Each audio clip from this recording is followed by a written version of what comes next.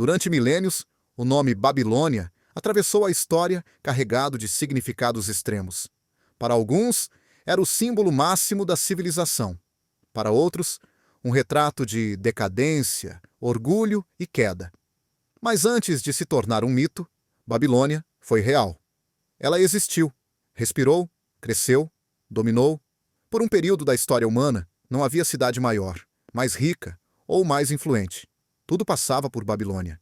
Ideias, comércio, religião, poder. E ainda assim, hoje, tudo o que resta são ruínas. A pergunta não é apenas como Babilônia surgiu. A verdadeira pergunta é: como algo tão poderoso pôde desaparecer quase por completo? Babilônia nasceu em uma região que hoje chamamos de Mesopotâmia, entre os rios Tigre e Eufrates.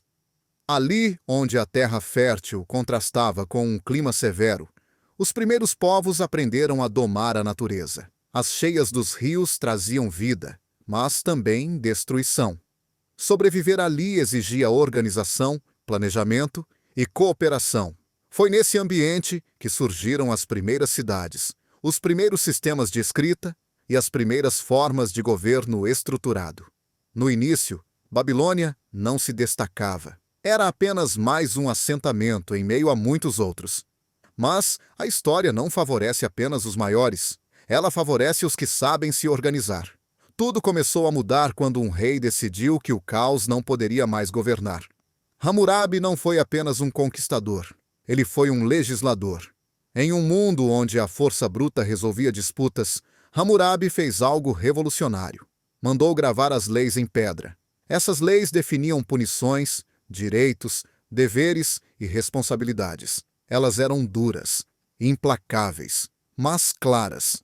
Pela primeira vez, a sociedade sabia exatamente o que esperar do poder. Esse código não criou igualdade real, mas criou previsibilidade. E previsibilidade gera estabilidade.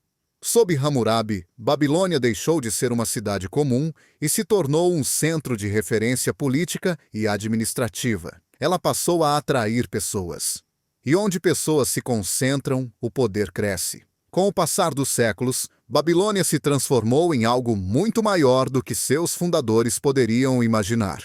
Sob o reinado de Nabucodonosor II, a cidade atingiu um nível de grandiosidade sem precedentes. As muralhas que a protegiam eram tão largas que homens armados e carruagens podiam circular sobre elas. Não eram apenas defesas, eram símbolos.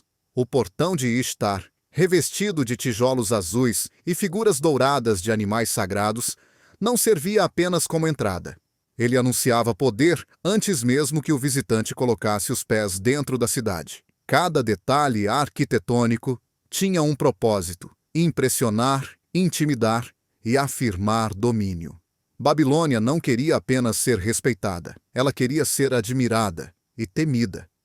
Dentro da cidade, a vida pulsava de forma intensa. Mercadores vinham de terras distantes, trazendo especiarias, metais, tecidos e histórias.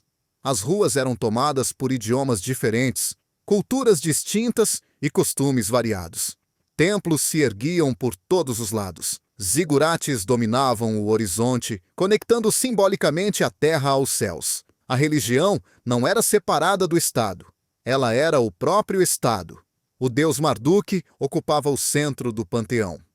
E o rei governava como seu representante direto. Desobedecer às leis não era apenas um crime civil, era um pecado. Esse modelo criou uma sociedade extremamente organizada, mas também profundamente controlada. Cada aspecto da vida era observado, regulado e julgado.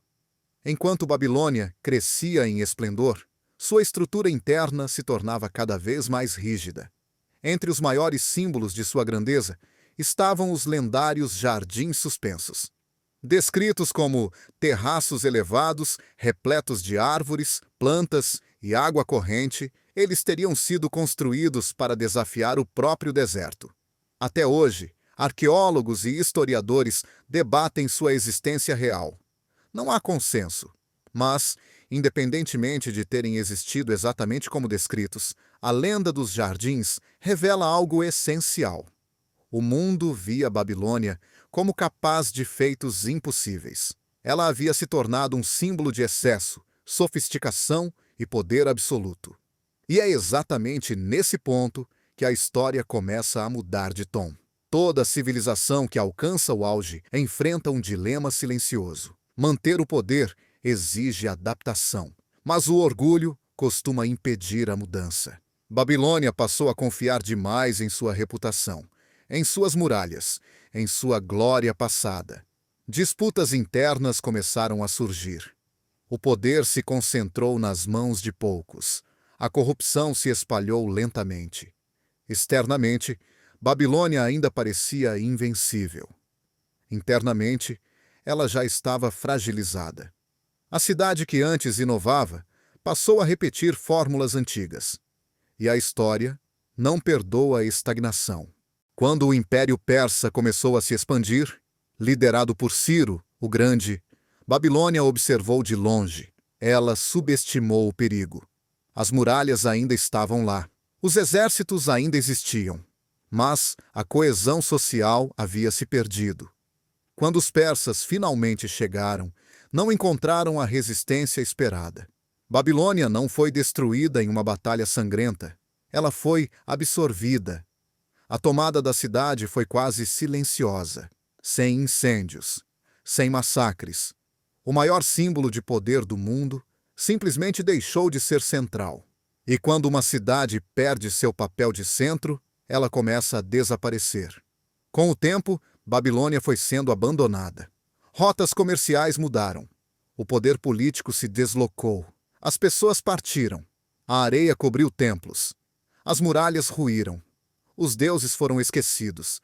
Séculos depois, viajantes cruzavam a região sem imaginar que ali, sob seus pés, repousava a maior cidade da antiguidade. Babilônia não caiu em um dia. Ela se apagou lentamente. E talvez essa seja a forma mais assustadora de queda. O legado de Babilônia ainda vive. Nossas leis, nossa escrita, nossa forma de organizar cidades e governos. Mas seu fim carrega um aviso silencioso. Nenhuma civilização é eterna. Nenhum poder é absoluto. Nenhuma glória resiste ao tempo quando deixa de evoluir.